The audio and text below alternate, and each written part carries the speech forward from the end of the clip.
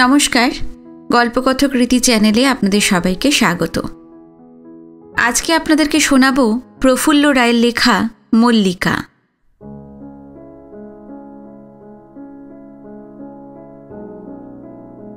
নরিমান পয়েন্টের ২৬ তলা অফিস বাড়িটার টপ ফ্লোর থেকে গ্যালোপিং লিফটটা মাঝে মাঝে থেমে থেমে ধাঁ ধাঁ করে নিচে নেমে যাচ্ছিল।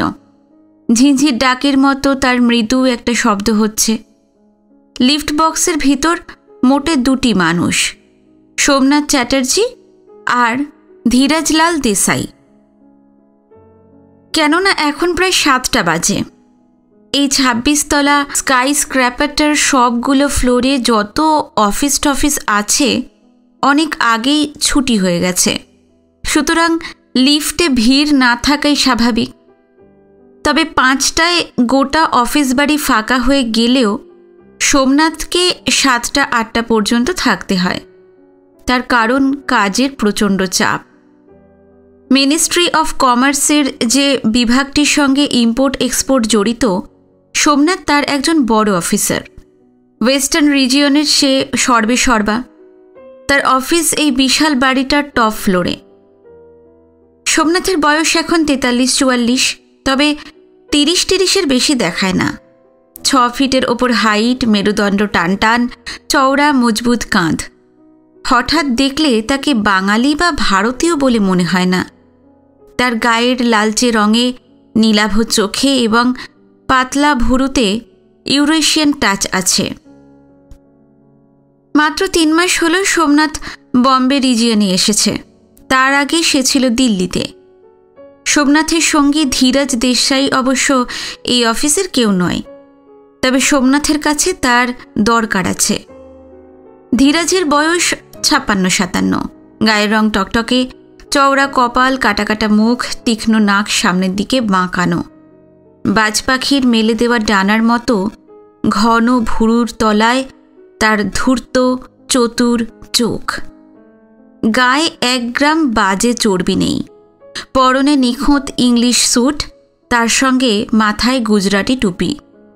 লোকটার ইম্পোর্ট এক্সপোর্টের বিশাল বিজনেস। ফ্লোরা ফাউন্টেনের কাছে তার প্রকাণ্ড অফিস। নিজের ব্যবসার ব্যাপারেই সোমনাথের কাছে সে আসে। ৩ মাস আগে যেদিন সোমনাথ বম্বে রিজিয়নে এলো, তার ২ দিন পর থেকেই লোকটা নিয়মিত হাজিরা দিচ্ছে। ইম্পোর্ট এক্সপোর্টের পারমিট সংক্রান্ত সে এমন কিছু সুবিধা চায় যা আইনসঙ্গতভাবে তাকে দেওয়া সম্ভব নয়। লোকটা আভাসে ইঙ্গিতে মোটা ঘুষের কথা জানিয়েছে, সোমনাথ আমল দেয়নি। অফিসার হিসেবে সে অত্যন্ত স্ট্রিক্ট, তবু লোকটা রোজই আসে। সোমনাথ বিরক্ত হয়ে ক্ষেপে উঠে একদিন তাড়িয়েও দেয়। কিন্তু লোকটার অপরিসীম ধৈর্য। কখনো সে উত্তেজিত হয় না। শান্ত ঠান্ডা মুখে একটু হেসে বিদায় জানিয়ে চলে যায়। কিন্তু পরের দিন বেয়ারা এসে আবার তার স্লিপ দেয়। নাছোড়বান্দা পোকার মতো লোকটা সোমনাথের গায়ে আটকে আছে। অন্যদিন এসে পারমিটের কথা তুলে ঘ্যান ঘ্যান করতে থাকে ধীরাজ দেসাই, কিন্তু আজ সে ধার মারায়নি সে।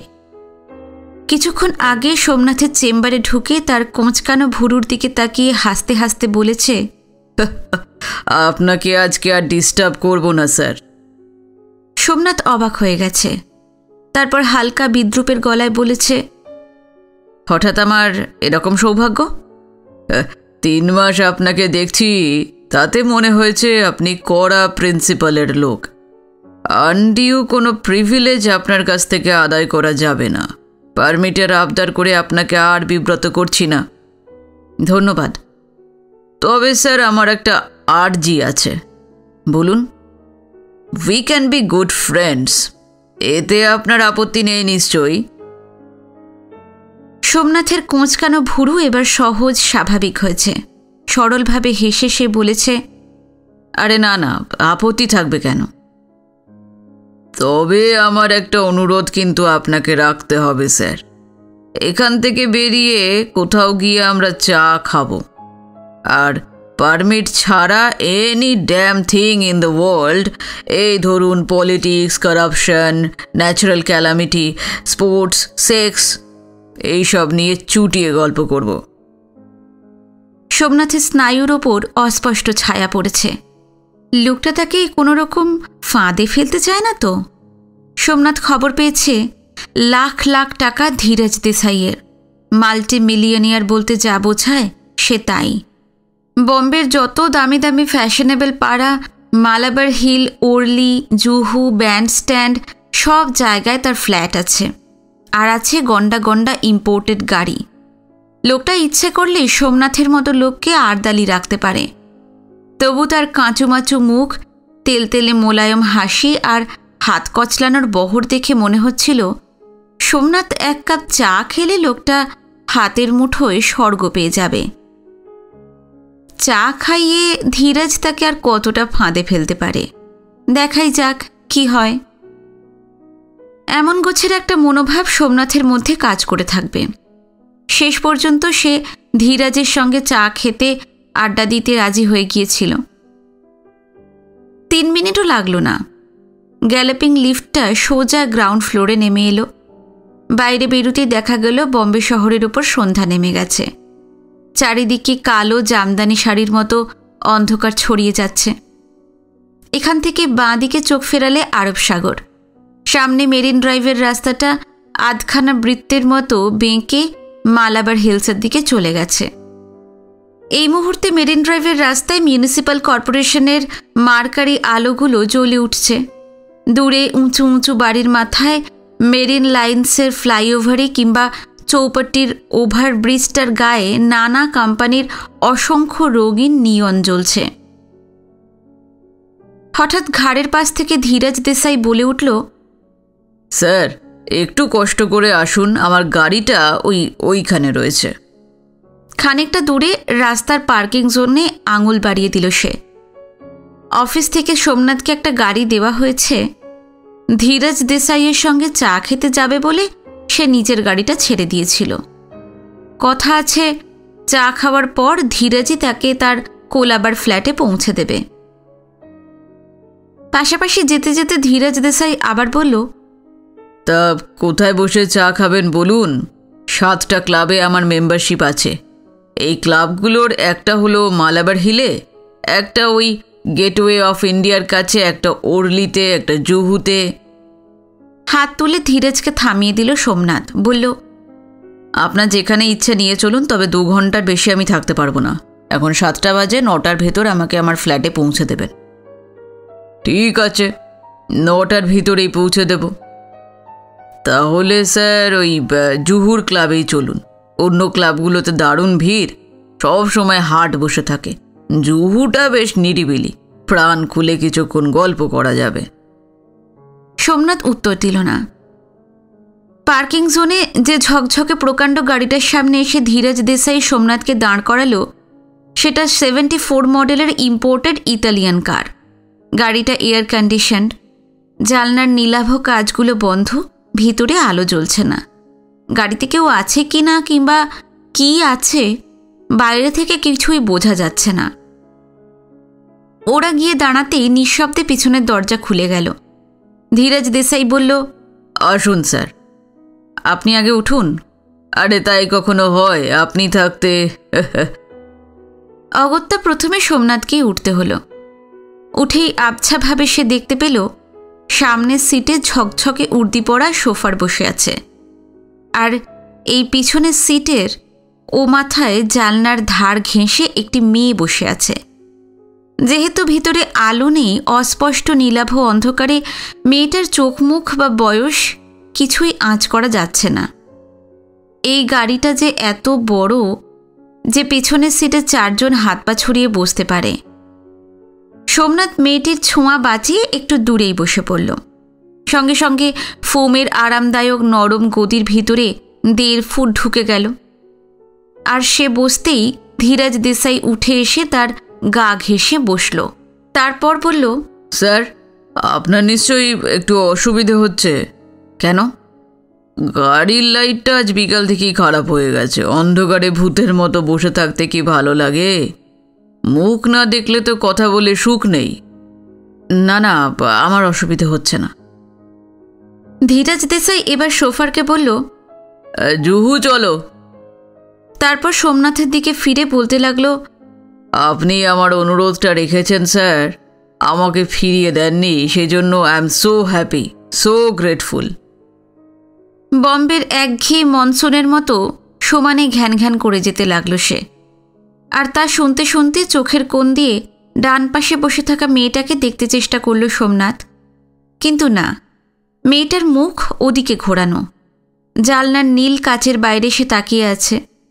মেয়েটা কে বোঝা যাচ্ছে না। সোমনাথের সঙ্গে আলাপ টালাপ করিয়ে দেওয়া দূরের কথা, মেয়েটার সঙ্গে একটা কথাও ধীরাজ দেশাই নিজেও বলেনি। ড্রাইভার, সোমনাথ আর সে ছাড়া অন্য যে কেউ আছে, ধীরাজের ভাবগতিক দেখে তা মনে হয় না। মেয়েটার অস্তিত্ব যেন পুরোপুরি সে ভুলে গিয়েছে। ধীরাজ দেশাইয়ের তোষামোদ আর ঘ্যানঘ্যানানি সোমনাথের মাথা ধরিয়ে দিচ্ছিল।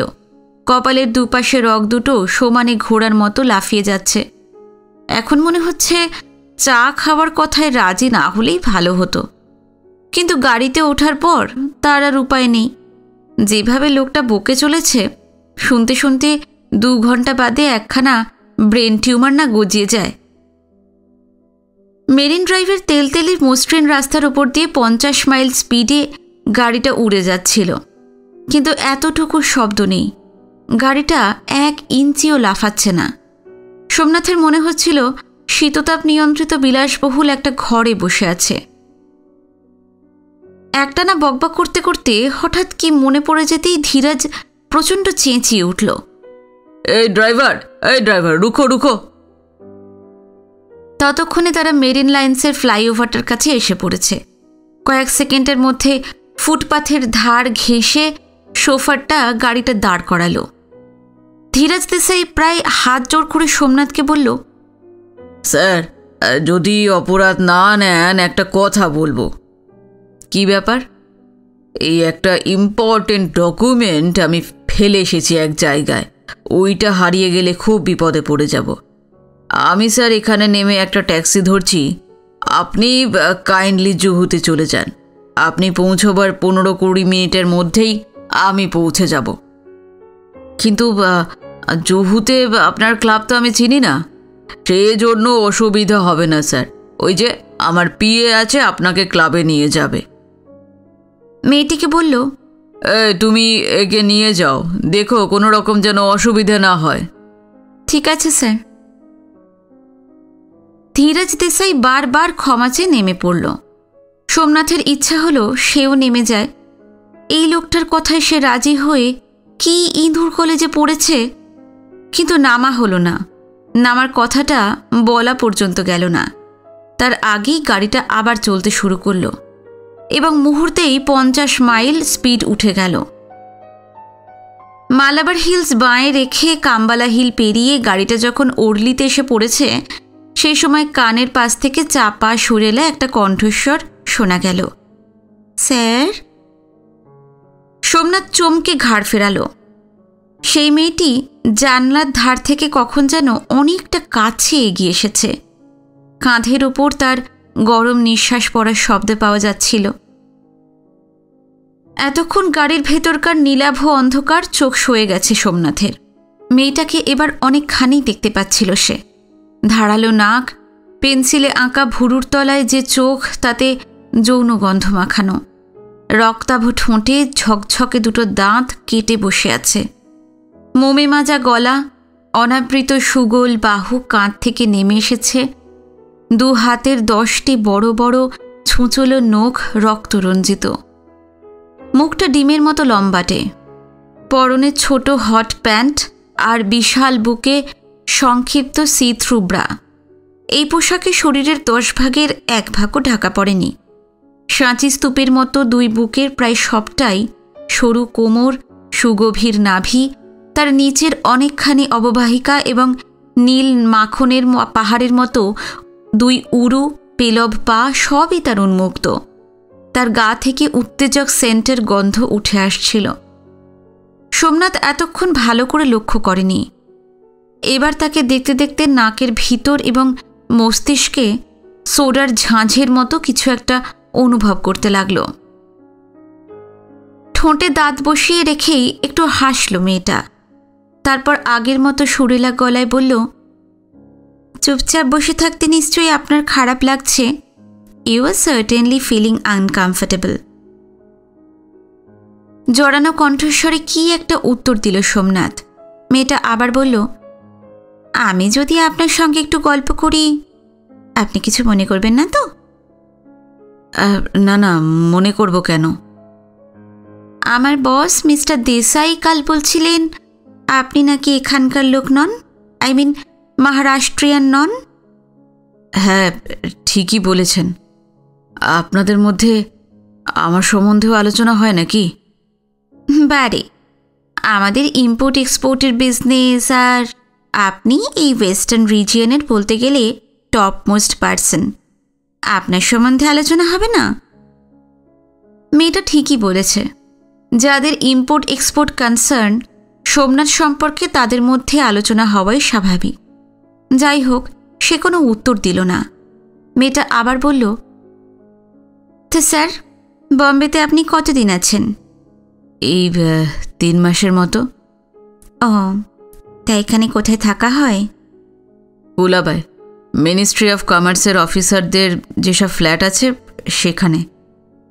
এর আগে কোথায় ছিলেন স্যার? উত্তর দিতে গিয়ে হঠাৎ শ্বাসরুদ্ধ হয়ে গেল সোমনাথের। নীলাভ সাপের মতো একটি অনাবৃত বাহু সোমনাথের কাঁধের উপর দিয়ে তার গলা বেষ্টন করল। সেই সঙ্গে সোমনাথ অনুভব করল সাঁচি স্তূপের মতো মেয়েটার বুক তার বাঁ পাঁজরের হাড়ের ভিতর ঢুকে যাচ্ছে। মাখনের পাহাড়ের মতো একটা নীল উলঙ্গ উরু একান্ত অবলীলায় তার কোলের উপর উঠে এলো। চিবুকে, ঘাড়ে, গলায় মেয়েটার নিঃশ্বাস পড়ছে তপ্ত লু বাতাসের মতো। সোমনাথের মনে হতে লাগলো তার রক্তচাপে দ্রুত বিপর্যয় ঘটে যাচ্ছে। এয়ার কন্ডিশনড গাড়ির ভিতরেও সে গল গল করে ঘামতে লাগলো। নিমেষে তার জামা ভিজে সপসপে হয়ে গেল। মেয়েটি আদুরে গলায় আবার বলল, কি হলো স্যার, বললেন না তো এর আগে কোথায় ছিলেন? দিল্লিতে। তারপরেই সে মেয়েটাকে ধাক্কা দিয়ে সরিয়ে দিতে চাইল, কিন্তু ততক্ষণে নীল সাপের মতো শীতল মসৃণ পিছল একটি শরীর তাকে আষ্টে পৃষ্ঠে জড়িয়ে ধরেছে। সোমনাথ তীক্ষ্ণ চাপা গলায় চেঁচিয়ে উঠল, ড্রাইভার, গাড়ি রুখো। কিন্তু গাড়ি থামল না। ঘাড়ের খাঁজ থেকে মেয়েটার গলা বুজগুড়ির মতো ভেসে উঠল, don't be silly sir, behave like an intelligent man. আপনি হাজার চিৎকার করলেও গাড়ি থামবে না। আর কি? আপনি নেমে যাবার চেষ্টা করলে আমাকে চেঁচাতে হবে। আমি জামা কাপড় ছিঁড়ে ফেলে চেঁচিয়ে লোকজন ডাকবো আর বলবো আপনি আমার রেপ করতে চাইছেন। আপনার মতো একজন দায়িত্বশীল অফিসারের পক্ষে তার ফলাফল কি হতে পারে আপনি কি ভেবে দেখেছেন? সোমনাথ বুঝতে পারছিল এই মেয়েটাকে দিয়েই ফাঁদ পেতেছে ধীরাজ দেশাই, আর সেই ফাঁদে সে পা ঢুকিয়ে দিয়েছে। নাক মুখ দিয়ে আগুনের হলকার মতো ঝাঁঝ বেরিয়ে আসছিল তার। কিভাবে ফাঁদটা কেটে বেরোনো যায় সে ভাবতে পারছিল না। তবে এটা বুঝতে পারছিল এখন মাথাটা পুরোপুরি ঠান্ডা রাখতে হবে এবং কৌশলে মেয়েটার চোখে ধুলো ছিটিয়ে মুক্তির ব্যবস্থা করতে হবে। গলার স্বর যতটা সম্ভব স্বাভাবিক করে সোমনাথ বলল, কি যে বলো, তোমার মতো প্রিটি ইয়াং গার্লের সঙ্গ ছেড়ে আমি কখনো নেমে যেতে পারি? That's like a good boy. বলেই মেয়েটি ঘাড়ের খাঁজে দীর্ঘ চুমু খেল। সোমনাথ বলল, এতক্ষণ আমরা একসঙ্গে রয়েছি, অথচ এই তোমার নামটাই জানা হয়নি। আমার নাম স্টেলা। ও, আমার নাম সোমনাথ। সোমনাথ? সোমনাথ কি? What's your surname? মেয়েটার হঠাৎ কি হলো কে জানে, তার পদবি জানবার জন্য ক্ষেপে উঠল। সোমনাথ বলল, চ্যাটার্জি, সোমনাথ চ্যাটার্জি। আপনি বাঙালি? হ্যাঁ, কেন? সোমনাথের শরীর থেকে নীল সাপের প্যাঁচ মুহূর্তে খসে গেল। কাঁধ থেকে হাত নামিয়ে নিল স্টেলা। কোল থেকে মাখনের স্তূপের মতো উড়ু সরিয়ে অনেকখানি ঝুঁকে সোমনাথকে দেখতে দেখতে সে বলল, কোনোদিন আপনারা কি কসবাতে ছিলেন? যে মেয়ের নাম স্টেলা, তার মুখে বিশুদ্ধ বাংলা ভাষা শুনে প্রথমটা অবাক হয়ে গিয়েছিল সোমনাথ। কসবার নাম শুনে সে হকচকিয়ে গেল। সে শুনেছে খড়ি পেতে কারা যেন ভূভারতের খবর বলে দিতে পারে। স্টেলা কি তাদের কেউ? রুদ্ধশ্বাসে স্টেলা আবার বলে উঠল, বলুন না, আপনার বাবার নাম কি মণিমোহন চ্যাটার্জি? হ্যাঁ, কিন্তু তুমি এসব জানলে কি করে? তুমি কে? ড্রাইভার, রুখো রুখো। একটুও শব্দ না করে ইম্পোর্টেড গাড়িটা দাঁড়িয়ে গেল, আর সঙ্গে সঙ্গে স্টেলা সোমনাথকে প্রায় ধাক্কা দিতে দিতে রাস্তায় নামিয়ে দিল। সমস্ত ব্যাপারটা এতই আকস্মিক আর অভাবনীয় যে মাথা মুন্ড কিছুই বুঝে উঠতে পারছিল না সোমনাথ। বিভ্রান্তের মতো সে ফুটপাথে দাঁড়িয়ে রইল। গাড়ির দরজা খোলাই ছিল। স্টেলা মুখ বাড়িয়ে খুব চাপা গলায় শুধু বলল, আমি মল্লিকা। মাথার ভিতর একটা শিরা কট করে কেটে গেল যেন। রক্তের মধ্যে প্রাকৃতিক দুর্যোগের মতো কিছু একটা ঘটে গেল। সোমনাথ চিৎকার করে কি বলতে গেল, তার আগেই নিঃশব্দে গাড়ির দরজা বন্ধ হয়ে গেছে এবং সেটা চলতেও শুরু করেছে। মুহূর্তে অসংখ্য দ্রুতগামী বাস, ট্যাক্সি, প্রাইভেট কারের ভিড়ে সেটা মিশে গেল। যতক্ষণ গাড়িটা দেখা যায় সোমনাথ দাঁড়িয়ে থাকল, তারপর নিশি পাওয়া মানুষের মতো ফুটপাথের ওপর দিয়ে হাঁটতে লাগল। মল্লিকাকে প্রথম কবে দেখেছিল সোমনাথ? মনে পড়ছে, কসবাতে তাদের প্রকাণ্ড কম্পাউন্ডওয়ালা যে 3 তলা বাড়িটা রয়েছে তার ছাদে দাঁড়িয়েছিল সে। তখন বিকেল, সময়টা ফেব্রুয়ারির মাঝামাঝি, অর্থাৎ শীতের আয়ু ফুরিয়ে আসছে। এখন থেকে 15-16 বছর আগে কসবার ওই দিকটা ছিল খুবই নিরিবিলি। বাড়িঘরের চাইতে ফাঁকা জায়গায় বেশি। ডোবা, পুকুর, বাঁশঝাড়, ঝোপ জঙ্গল প্রচুর দেখা যেত। ওপরে তাকালে বিশাল নীলাকাশ চোখে পড়ত। তখন সোমনাথের কতই বা বয়স, 22-23-এর বেশি হবে না। MA পরীক্ষা দিয়েছে, রেজাল্ট বেরোয়নি, হাতে তার অঢেল সময়। শীত শেষে সেই পড়ন্ত বেলায় মাথার উপর অগন্তি পাখি উড়ছিল। রোদে তখন বাসি হলুদের রং ধরেছে। সূর্যটা কসবার উঁচু নিচু বাড়িগুলোর মাথায় লাল রিবন বাঁধতে বাঁধতে পশ্চিমে নেমে যাচ্ছে। ছাদের কার্নিশের কাছে দাঁড়িয়ে রোদ, পাখি, লাল টুকটুকে সূর্য দেখতে দেখতে হঠাৎ সোমনাথের চোখে পড়েছিল তাদের বাড়ি থেকে খানিকটা দূরে মোড়ের মাথার পুরনো নোনা ধরা একতলার বাড়িটার সামনে একটা ঘোড়ার গাড়ি এসে দাঁড়িয়েছে। গাড়িটার মাথায় প্রচুর মালপত্র, দড়িতে বাঁধা ঢাউস বিছানা, টিনের বাক্স, পোর্টম্যান্ট, খোলা কাঠের টেবিল চেয়ার, বেতের ঝুড়ি, বড় আয়না ইত্যাদি ইত্যাদি। গাড়িটা থামতেই 17-18 বছরের একটি মেয়ে প্রথমে নেমেছিল। তারপর নেমেছিল হাড় বার করা, রোগা, অ্যানিমিক চেহারার মধ্যবয়সী একটি মহিলা, খুব সম্ভব মেয়েটির মা। তার উপর 8 থেকে 14 বছরের মধ্যে 4-5টি ছেলে মেয়ে। সেই 17-18 বছরের মেয়েটা এবার গাড়ির ভিতর থেকে পা কাটা কোলকুঁজো চেহারার রুগ্ন একটি প্রৌঢ়কে নামিয়ে এনে প্রায় কোলে করেই একতলা বাড়িটায় রেখে এসেছিল। তারপর কম বয়সী ছেলে মেয়েগুলোর সঙ্গে হাতে হাতে ধরাধরি করে যাবতীয় লটবহর ভিতরে নিয়ে গিয়েছিল। সোমনাথ বুঝতে পারছিল এই বাড়িতে নতুন ভাড়াটে এলো, তবে মেয়েটার নাম যে মল্লিকা সেটা সে তখন জানত না, জানার কথাও নয়। না জানলেও মল্লিকাকে সেই তার প্রথম দেখা। তারপর রাস্তায় টাস্তায় অনেকবার দেখেছে। কেউ কথা বলেনি, বলার কোনো কারণও ছিল না। তবে মেয়েটা দারুণ সুন্দর, তার চেহারা খুবই আকর্ষণীয়। সে পাশ দিয়ে হেঁটে গেলে ভালো লাগার একটা রেশ অনেকক্ষণ আলতো নেশার মতো সোমনাথের গায়ে জড়িয়ে থাকত। সে লক্ষ্য করত বাড়ির যাবতীয় কাজ করে মেয়েটা। দুধ আনা, বাজার করা, লাইনে দাঁড়িয়ে রেশন তোলা, হাসি মুখে সব করে। তারপর বিকেল হলেই পশ্চিমের গাছপালার ওধারে যখন সূর্যটা নেমে যেত, সেই সময় দারুণ সেজে হাতে ফ্যাশনেবল লেডিস ব্যাগ ঝুলিয়ে সোমনাথদের বাড়ির সামনে দিয়ে ওধারের বড় রাস্তায় চলে যেত। তারপর কখন কত রাতে ফিরত সোমনাথ বলতে পারবে না। তবে পরের দিন সকালেই আবার দেখা যেত সরকারি মিল্ক বুথ থেকে দুধ আনছে, বাজার করছে, কিংবা রেশনের দোকানে লাইন লাগাচ্ছে।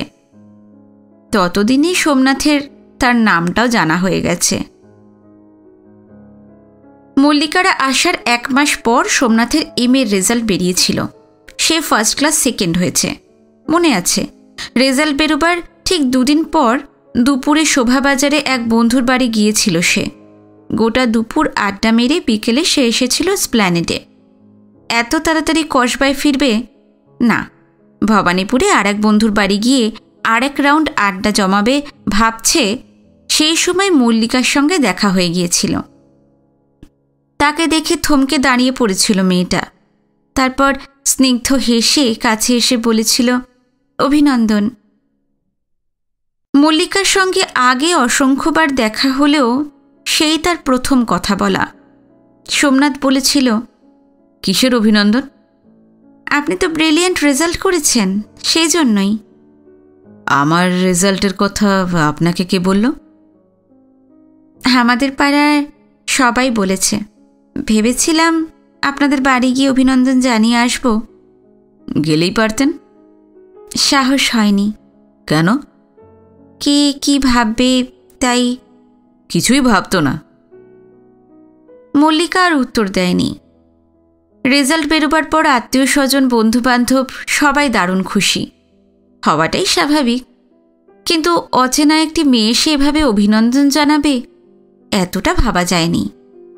সোমনাথের দারুণ ভালো লেগেছিল। সে বলেছিল, আপনি কি এখন জরুরি কোনো কাজে যাচ্ছেন? না, এখন নেই, তবে 6টার পর এক জায়গায় যেতে হবে। ও, তা 6টা বাজে এখনো 50 মিনিট দেরি। তার মধ্যে কোথাও গিয়ে 1 কাপ চা খাওয়া যেতে পারে। আপনার আপত্তি নেই তো? না, আপত্তি নেই। ওরা কাছাকাছি একটা রেস্তোরাঁয় গিয়ে পর্দা ঢাকা কেবিনে মুখোমুখি বসেছিল। শুধু চাই নয়, যতটা মনে আছে কাটলেট টাটলেটেরও অর্ডার দিয়েছিল সোমনাথ। খেতে খেতেই মল্লিকা বলেছিল, আপনি তো আমাদের পাড়ার আইডল। কীরকম? এই তো সবার মুখে শুধু আপনার কথা। ম্যাট্রিক থেকে শুরু করে ইউনিভার্সিটির সব পরীক্ষায় স্ট্যান্ড করেছেন। আপনার মতো তো ছেলে হয় না। ধুর, যত আজে বাজে সব কথা। জানেন কি? প্রথম যেদিন আপনারা এলেন সেদিন আমি বাড়ির ছাদ থেকে আপনাকে দেখেছি। তাই নাকি? কই, আমি তো আপনাকে দেখিনি। আপনারা আমাদের পাড়ায় এসেছেন, ইচ্ছে হতো আপনার সঙ্গে আলাপ করব। অনেকবার ভেবেওছি, কিন্তু কিন্তু কি? সাহস হয়নি। ভাগ্যিস রেজাল্টটা মোটামুটি খারাপ হয়নি, তাই আলাপ হয়ে গেল। এরপর এলোমেলো টুকরো টুকরো কিছু কথা হয়েছে। এতকাল পর সোমনাথের আর মনে নেই। গল্প করতে করতে 6টা বেজে গিয়েছিল। আচমকা হাতঘড়িটা আরেকবার দেখে শটান উঠে দাঁড়িয়েছিল মল্লিকা। অস্থিরভাবে বলেছিল, এই বাবা, এবার আমাকে যেতে হবে। ঠিক আছে। তাড়াতাড়ি বিল মিটিয়ে উদার হাতে বেয়ারাকে টিপস দিয়ে মল্লিকার সঙ্গে বাইরে বেরিয়ে এসেছিল সোমনাথ। আবার কবে দেখা হবে? আপনি বলুন। কাল। বেশ, কোথায়? এই ধরুন ভিক্টোরিয়া মেমোরিয়ালের গেটের সামনে। ঠিক আছে। কখন? 4টের সময়। ঠিক আছে। আচ্ছা, আপনি এখন কোথায় যাবেন? কেন? না, তাহলে আমি আপনাকে পৌঁছে দিতে পারি। আমার এখন কোনো কাজ নেই। না না, আমি নিজেই যেতে পারবো। সোমনাথকে আর কিছু বলার সুযোগ না দিয়ে মল্লিকা দুম করে একটা ট্যাক্সি থামিয়ে সেখানে উঠে পড়ল। পরের দিন ঠিক 4টে ভিক্টোরিয়া মেমোরিয়াল গেটের সামনে দেখা হয়েছিল মল্লিকার সঙ্গে। খানিকটা গল্প টল্প করে আগের দিনের মতো 6টার সময় চলে গিয়েছিল সে। তবে ঠিক হয়েছিল পরের দিন আবার তাদের দেখা হবে। এরপর থেকে সোমনাথরা রোজ বিকেলে কোথাও না কোথাও গিয়ে বসত। কোনোদিন তারা যেত ইডেন গার্ডেনে, কোনোদিন লেকের পাড়ে, কোনোদিন বা ময়দানের মাঝমধ্যিখানে। এর মধ্যে কখন যে তারা পরস্পরকে তুমি করে বলতে শুরু করেছে সোমনাথের মনে নেই। আর টুকরো টুকরো ভাবে মল্লিকাদের পারিবারিক কিছু কিছু খবর সোমনাথ জানতে পেরেছে। ওর বাবা মার্চেন্ট অফিসের কেরানি ছিল। অ্যাক্সিডেন্টে ভদ্রলোকের পা কাটা যাওয়ার পর ওদের খুবই খারাপ সময় চলছে। মল্লিকা আইএ পর্যন্ত পড়েছিল। ছোটোখাটো একটা কাজ করে সে, তার উপরেই সংসারের সব দায় দায়িত্ব এসে পড়েছে। কিন্তু সে কি করে, কোথায় তার অফিস, সেসব কিছু আর বলেনি, সোমনাথও জিজ্ঞেস করেনি। সোমনাথের মনে আছে অদ্ভুত এক নেশার ঘোরে দিনগুলো কেটে যাচ্ছিল তার। বিকেলের দিকে ময়দানে, ভিক্টোরিয়ার ফুলের বাগানে কিংবা গঙ্গার ধারে মল্লিকার সঙ্গে একবার করে রোজ দেখা না হলে সোমনাথের খুব খারাপ লাগত। তবে একটা ব্যাপার সে লক্ষ্য করেছে, 6-7টার বেশি একদিনও তাকে আটকানো যেত না। মাস 1.5 এইভাবে এগোনোর পর সোমনাথের বোন সবিতা তখন কলেজে পড়ত। হঠাৎ একদিন তাকে ছাদের এক কোণে টেনে নিয়ে বলেছিল, সেজদা, এটা তুই কি করছিস? কি করছি? ওই মল্লিকার সঙ্গে নাকি আজকাল খুব ঘুরে বেড়াচ্ছিস। কে মল্লিকা? শোন, মল্লিকাকে তুই চিনিস না, তাই না? আর ভালো মানুষ সাজতে হবে না, তুই ক্যাচ হয়ে গেছিস। মল্লিকার সঙ্গে বেড়াই, এই খবরটা কে দিল? অনিল কাকু। অনিল ব্যানার্জি সোমনাথের বাবার মামাতো ভাই এবং একজন জাঁদরেল পুলিশ অফিসার। সবিতা বলে যাচ্ছিল, অনিল কাকু আজ সকালে এসে বাবাকে বলছিল, শোন, মেয়েটা খুব খারাপ, ওর সঙ্গে মেলামেশা করলে বিপদে পড়তে হবে। পুলিশ নাকি ওর ওপর ওয়াচ রাখতে গিয়ে তোকে তার সঙ্গে দেখেছে।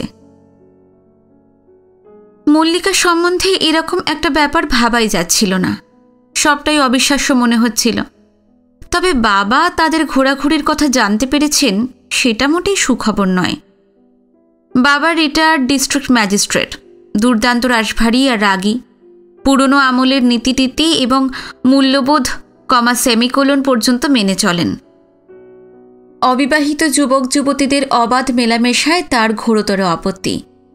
ভয়ে ভয়ে সোমনাথ জিজ্ঞেস করেছিল, বাবা কিছু বলেছেন? বাবা খুব রেগে আছেন, আমি আগেই জানিয়ে দিয়ে গেলাম। এবার নিজের মুন্ডু কি করে বাঁচাতে হয় তুই বুঝবি। মনে আছে সেদিনই বাবার ঘরে ডাক পড়েছিল সোমনাথের। গমগমে ভারী গলায় এজলাসে রায় দেবার মতো বাবা বলেছিলেন, তোমার সব খবর অনিল দিয়ে গেছে, সে যাক, this is my first and last warning. তুমি ওই বাজে মেয়েটার সঙ্গে মেলামেশা বন্ধ করবে। শি ইজ এ ব্ল্যাকমেলার, ভালো ফ্যামিলির ছেলেদের সঙ্গে মিশে তাদের সর্বনাশ করে। আশা করি this would be enough for you. Somnath ঘাড় নিচু করে বেরিয়ে এসেছিল।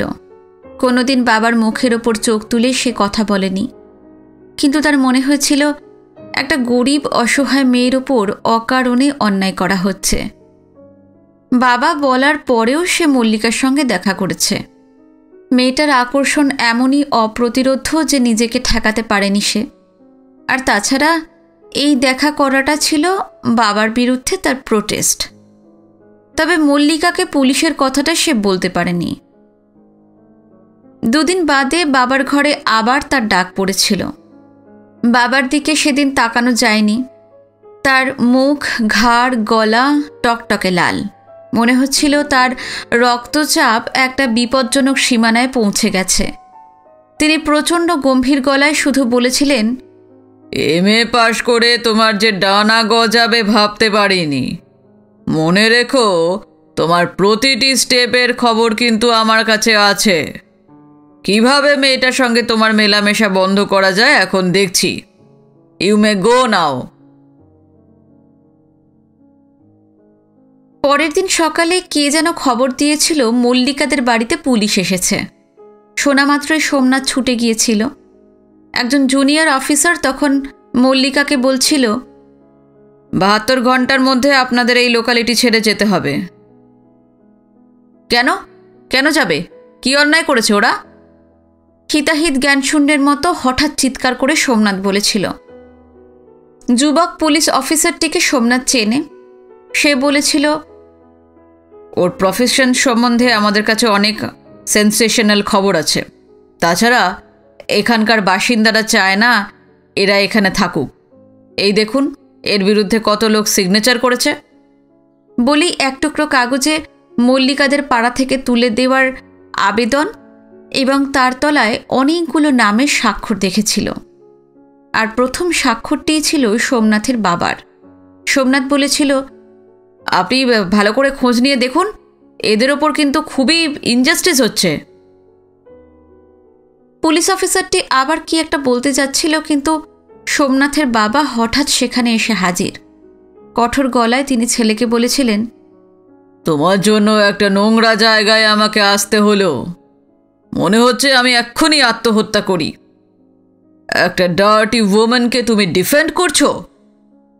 কিন্তু বাবা, আচমকা ওই ধার থেকে মল্লিকা বলে উঠেছিল, এরা যা বলছেন আমি তাই।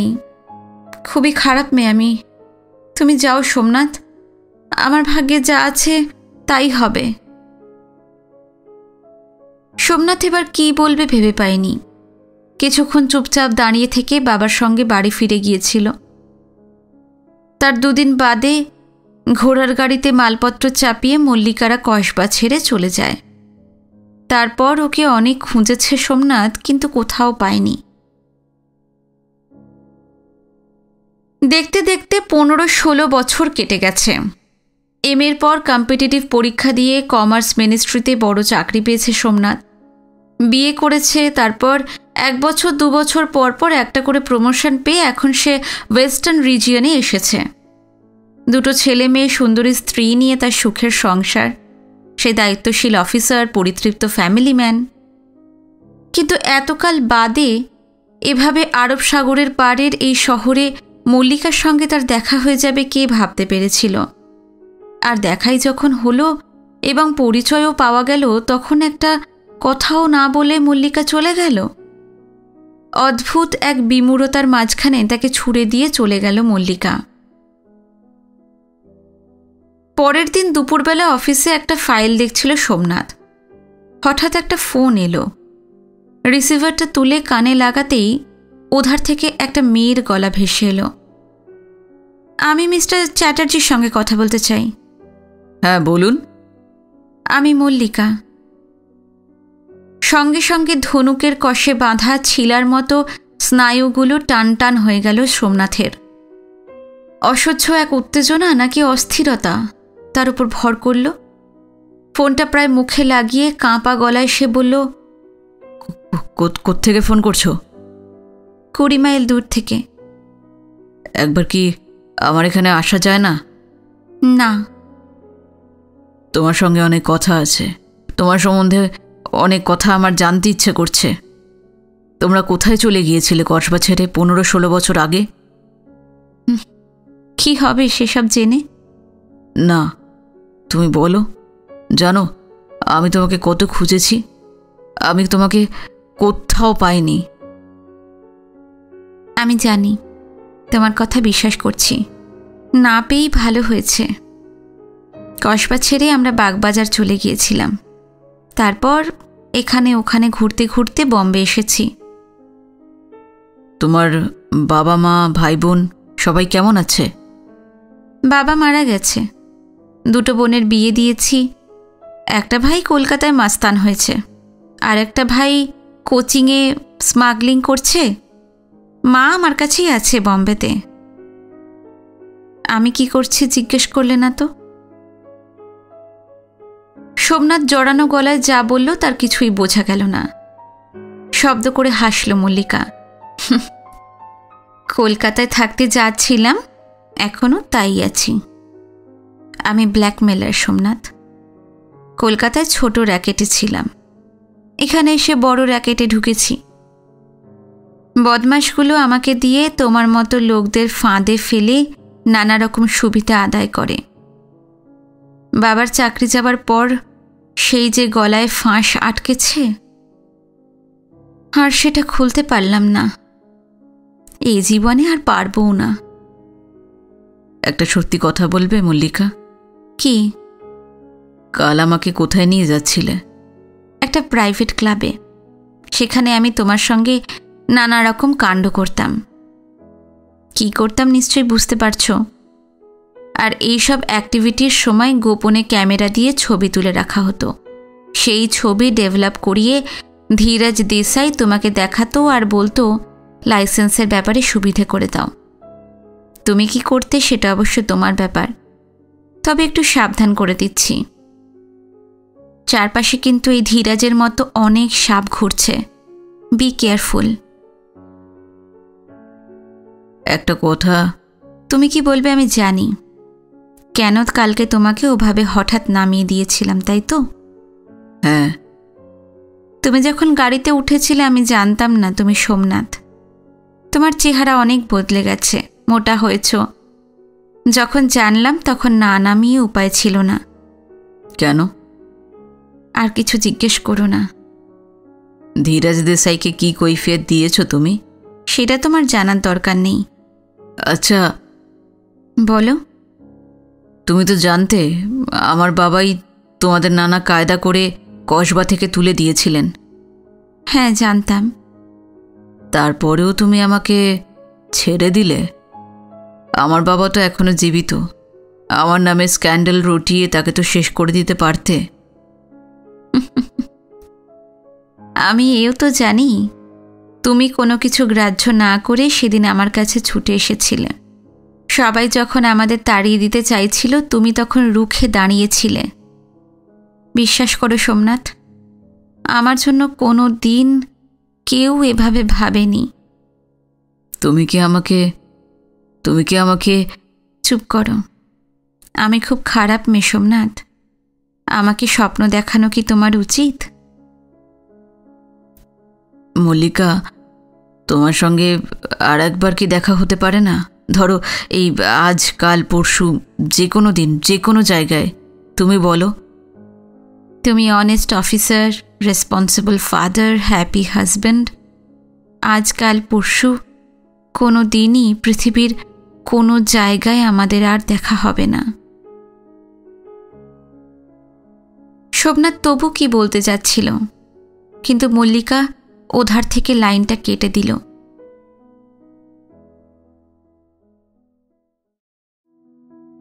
আজকের গল্প এখানেই শেষ হলো। আশা করছি আপনাদের গল্পটা ভালো লেগেছে।